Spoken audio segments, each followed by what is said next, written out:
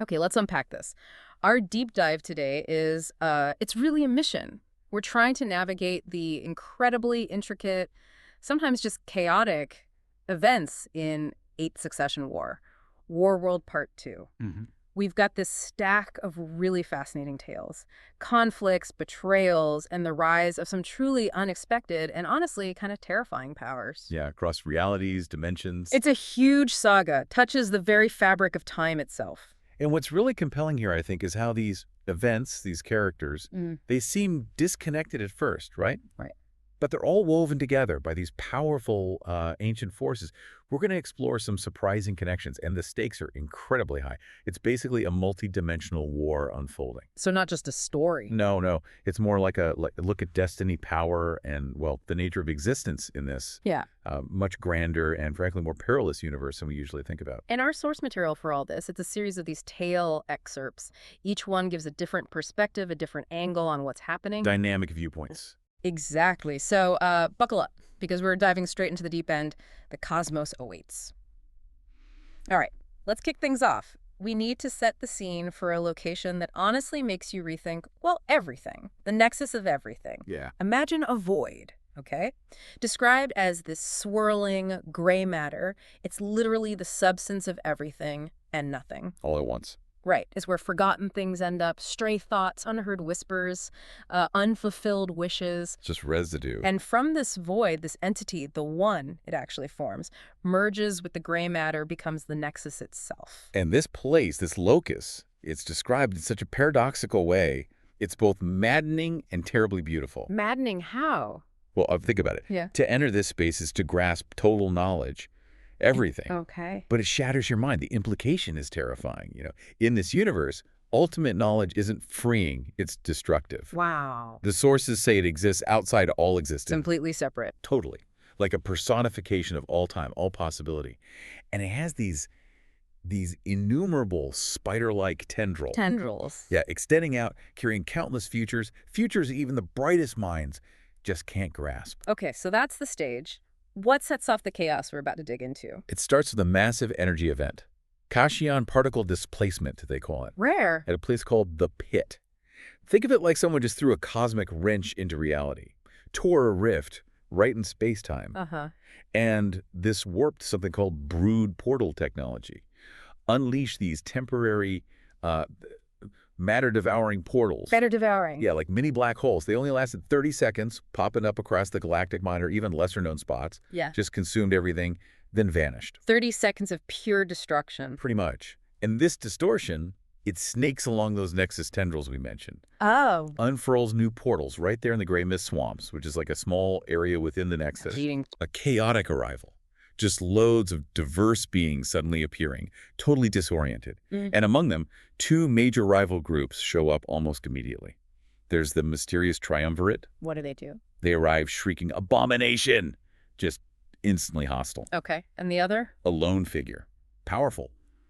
We only know him as the Stranger. The Stranger. His eyes glow green with what the sources actually call God particles. God particles. What does that even mean here? Right.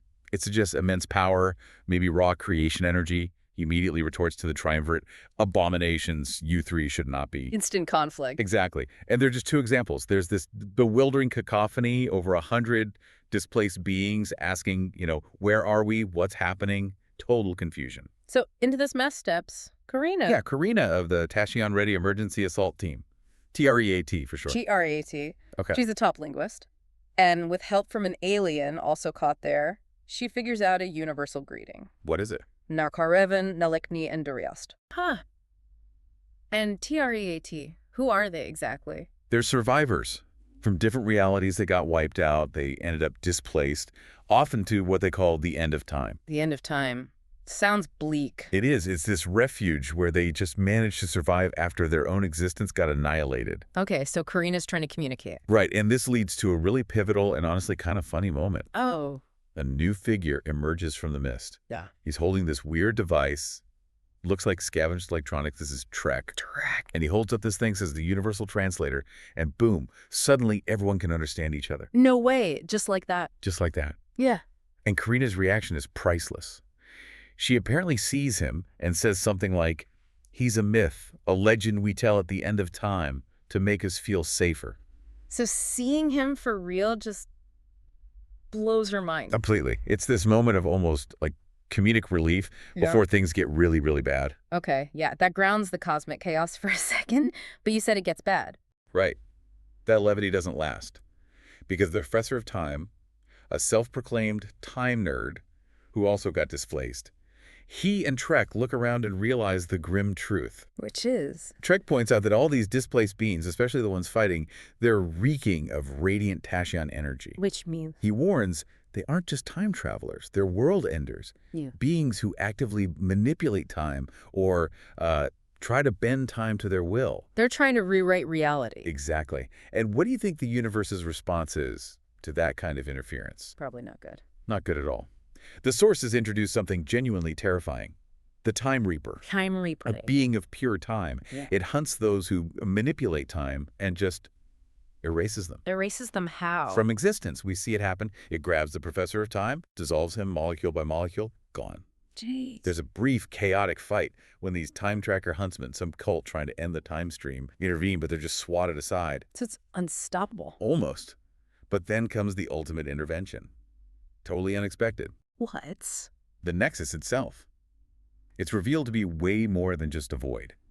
It's an old one, an original from before time itself existed. Whoa. And it wakes up in a rage.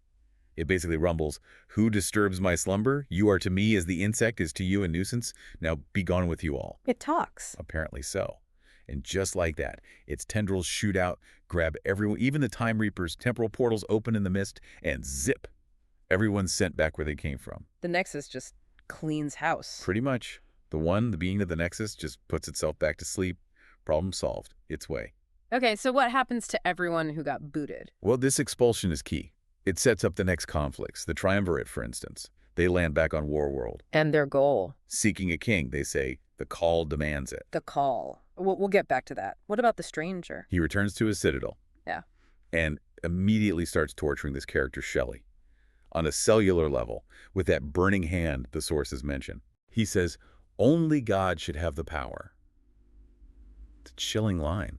Gives you a hint about his motives, the nature of his power. So getting zapped back isn't the end for many. It's just the beginning of new, even more brutal fights brewing across the galaxy. Exactly. Their stories are far from over. Okay, let's zoom in now. Shift focus to a more maybe contained but equally brutal conflict on the planet Butane. Right. This story seems separate at first, but it gives crucial insight into some of those forces we mentioned, especially command, liberation, that sort of thing. So on Butane, we have the Primes. They're basically the ruling class, right? Yep, including the Adjudicator Prime, the first Prime, and Omni. And they're fighting fiercely to free their homeworld from the Brood Goliath forces occupying it. And the planet itself is healing.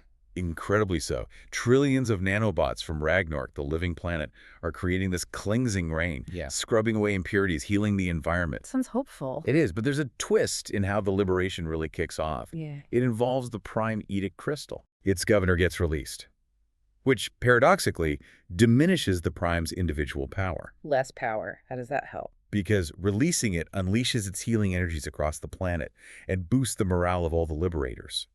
It's this idea that true collective power sometimes needs individual sacrifice. Interesting. And there's also this unique connection forged between the Adjudicator Prime and Omni through the Edict. They get this shared glimpse of a coming red storm.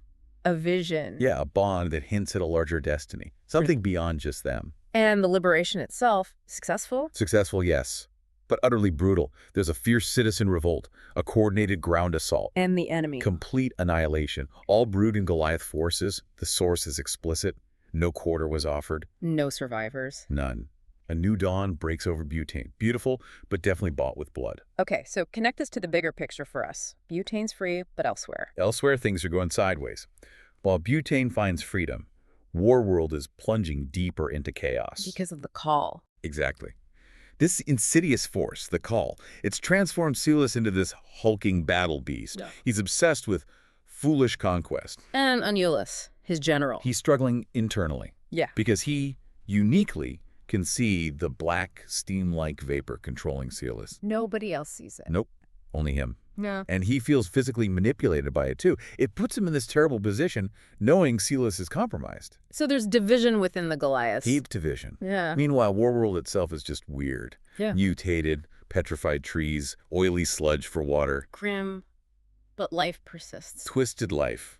There's this entity called the Shroud that champions life as it used to be. Hates the change. And Syulus clashes with it. Oh, yeah. Syulus, totally arrogant under the Call's influence, sends just 4 Goliaths down to scout. Bad idea. Terrible idea. They get slaughtered by the Shrewd, these mutated maniacs loyal to the Shroud.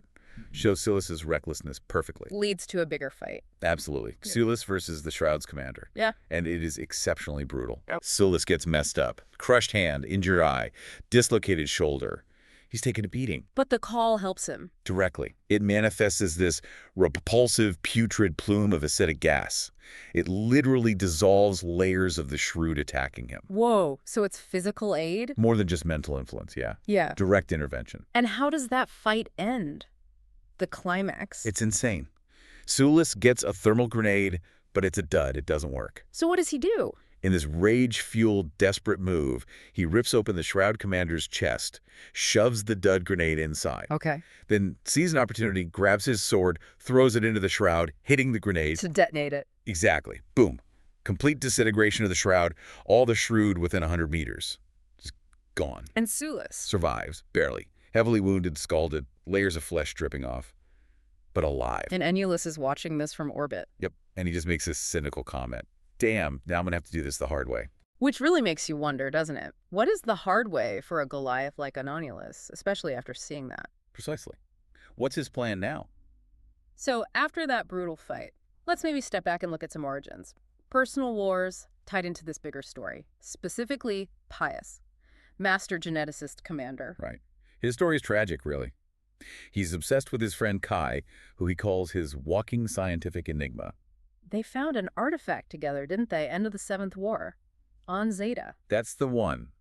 And this is crucial. Pius heard the call from that artifact. It urged murder, conquest, insidious stuff. But Kai knew. Instinctively, Kai knew that artifact was the source of centuries of misery. But Pius, he couldn't or wouldn't see it. And that led Pius to make a deeply unethical choice. He started meticulously collecting Kai's DNA to make clones. Playing God. Totally. Scientific hubris leading straight to disaster, right, as it often does. And this ties into the Stranger, the guy from the Nexus. Directly. There was this cataclysmic event. A viscous primordial green ooze erupted from Pius's hidden cloning lab. Yeah. It consumed Kai's cloned body. And from that, the Stranger arose. So the Stranger is a corrupted clone of Kai. Essentially, yes. Yeah. Born from ooze and stolen genetics. And his condition reflects that origin. He suffers constant cellular breakdown. Okay. And that connects to Pius how? It's linked to this mysterious burning hand phenomenon that affects Pius's own clones across 2 centuries. They literally burn to death. 2 centuries. Yeah. And the chilling twist, Pius wakes up from remembering all this horrific dream. Where? Not in his lab. He's chained up in the Stranger Citadel. He realizes he's been imprisoned there for at least 200 years. No way. Yeah. That's, wow. Long game revenge. Horrific. A prisoner of his own creation's legacy. Okay, circling back. Enulus's hard way. What was it? His plan. Assassinate Syulus while he's healing in a stasis tank on the flagship, the Glorious Annihilator. Sneak attack. Supposed to be. But Enulus gets completely blindsided. Syulus ambushes him. How? He was healing. Apparently fully healed. Yep. Has a new biotic eye. And, get this, he's wearing Enulus's own powerful battle armor, retrofitted to fit him. Oh, that's cool. Total power move. Shows Syulus's cunning and maybe the Call's rapid healing abilities. So they fight. They do, and it's real contrasts in styles. Enulus is masterful, calm, using technique somersaults, slams, bone-crunching holds, pure skill. And Syulus. Raw power. Call-enhanced endurance. He's just relentless, ruthlessly using the armor's kinetic repulsor beam, tanking hits. But there's something else going on, isn't there? The other Goliaths. Yeah, this is alarming. The source says the darkness within Syulus has infested the minds of all the other Goliaths. All of them. They just dogpile on Enulus, except one, Enulus's protege, Mogubus. He resists the call. It seems so. He's the only one. Shows how widespread the corruption is, but maybe a sliver of hope remains there. Does Enulus escape? Dramatically. Mogubus subtly helps him, pretends to tackle him, but lets him slip past towards the exit. But Syulus blasts him in the back as he reaches the door. then orders him shot into space, like garbage from a launch tube. Brutal. Humiliating. Yeah, a harsh end for a general. But not quite the end of his story. He survives space. Crash lands on some strange planet, severely wounded, freezing from the vacuum. And then he has this unexpected, brutal encounter, runs into a grizzled old man Who turns out to be an aged Alpha Prime. Later confirmed it's the Adjudicator Prime, the one from Butane. No way. What are the odds? Right. Small universe, I guess. Yeah. Despite his age, his own injuries, the Prime just attacks Syulus relentlessly. Does Syulus fight back? Reluctantly at first, he's like, what are you doing? But the Prime keeps coming. And Eventually, Syulus snaps, slams him into the ground repeatedly, leaves him at death's door. a clash of fallen titans. Exactly. Both broken, fighting desperately. And Syulus leaves him there. He limps away to his damaged shuttle. As he takes off, he sees this dazzling light moving towards the injured Prime. Hears a faint scream. You. What was the light? Unclear. Maybe rescue. Maybe something else. Syulus just leaves, wondering how he lost control, heading for the only place he has left. Man, the universe is just this brutal interconnected web, isn't it? Seems that way in these tales, definitely. Okay, let's track another thread. The first Prime. What happened to him after Butane? He survives a Red Storm Goliath attack, a major battle, but ultimately he's killed. By who? By the Forsworn and the Twins in the Call. These are formidable new players aligned with the Call. And his death means? The Adjudicator Prime ascends, becomes Primus, leader of Butane, leader of the Primes. A critical moment. Does this lead to stability? Order? Well, sort of. The Order forms rapidly, led by the new Primus and Omni Prime. The Order. Sounds official. It is, and it expands quickly, absorbs systems through conscription, but here's the cynical part. They effectively become new oppressors. Wait, the Liberators become oppressors? That's how the source portrays it, and they get into economic manipulation too. They create brood coin light. Brood coin light, seriously. Yep. And purposefully devalue the original brood coin by half. Just solidifies their financial control. It's a stark shift from liberation. And they use religion too. Strategically, yes. A new sect pops up, the sect of the Prism of Light. They revere Primus and Omni Prime as prophets. Oh. And they rebrand that planet the Pit, remember, where the time rift started? Yeah. They rename it Nirvana, turn it into a spiritual mecca for their new state-approved faith. This sounds really manipulative. It is. The dialogue between Primus and Omni Prime is chilling. Primus basically says, let them have their god. And Omni. Omni adds, let them worship us and believe this being of light will save them. We can exploit that. Wow. They even encourage other religions, knowing it creates division among the faithful, makes them easier to control. It really makes you ask, Yeah. what kind of law are these adjudicators of Butane actually bringing? Not justice, it sounds like. More like control. Exactly. Leveraging faith for power. Okay, so while the Order arises, what's the Call's big plan? The Triumvirate wanted a king. Right. And after 14 years of, presumably, groundwork and manipulation, the Call's plan culminates. Wow. A grand arena. On Warworld, 100 diverse combatants are gathered. For what? A final, brutal battle. Winner takes all. Winner becomes king. Who are these combatants? A real mix. Seasoned warriors, teenagers, Yeah. even a small child warrior. A child, seriously. Yeah, the source notes it. And the combat is just raw, visceral, gruesome deaths, including, tragically, the child warrior is beheaded. It's horrific, all orchestrated for this one purpose. To find a king for the Call. Exactly. The fight of the 100 rages for hours, leaves only 8 survivors. 8 left. And one of them is? Ulrich. And it's interesting. The other 7 survivors openly despise him, call him unworthy, contemptible. They scoff at him. What? Seems he lacks honor, maybe skill. But Ulrich, even though he hates the Call itself, he craves its power, the influence, the wealth it promises. So he wants the prize, even if he hates the game master. Precisely. Shows how seductive that power is, even to those who resent the source. So the final battle between the 8. Described as anticlimactic. Utterly. How so? Ulrich has a connection, this guy Ernesto. Ernesto supplies him with neurotoxins. There are cheats. Massively. He meticulously killed each one, savoring their slow demise, as the toxins made his opponents move agonizingly slow. That's vile. No strength, no skill, just premeditated treachery, a complete mockery of what a king or even a warrior should be. And he wins. He wins. And they Triumvirate. They accept this. Immediately, the Guardian and the Forsworn appear as these colossal, godlike avatars in the sky. Wow. And they declare him King Ulrich the Unworthy. They even acknowledge his nature in the title. King Ulrich the Unworthy. Yep. He and his newly crowned Prince Ernesto then use the artifact's power, presumably the one from Zeta or one like it, to forge the Kingdom Vani. So the call gets its king. It does. But what a king, and at what cost? And what does this mean for the galaxy, having this kind of figure crowned through poison and manipulation, wielding that artifact's power? Yeah, it really makes you question what kind of future this universe is heading towards. Doesn't sound bright. Not bright at all. Woo! Okay, that was a journey. What a sweeping narrative we've just covered. Yeah. From, cosmic voids and time-bending chaos right down to brutal planet-side wars, political maneuvering, and the rise of these cynical empires. Ambition, technology, manipulation, all tangled up with ancient powers' personal destinies. And it all spirals towards this king, crowned in blood and treachery. And if you try to connect it all, look at the bigger picture. These tales really show the relentless nature of power, almost cyclical. How so? You see that corrupting influence again and again, whether it's from a mystical call or a physical artifact, and that constant struggle, right? Order versus chaos, freedom versus control. It seems like even with endless possibilities in this universe. Some cycles just repeat, like the quest for ultimate power. And it always seems to come at immense cost to individuals, to whole realities.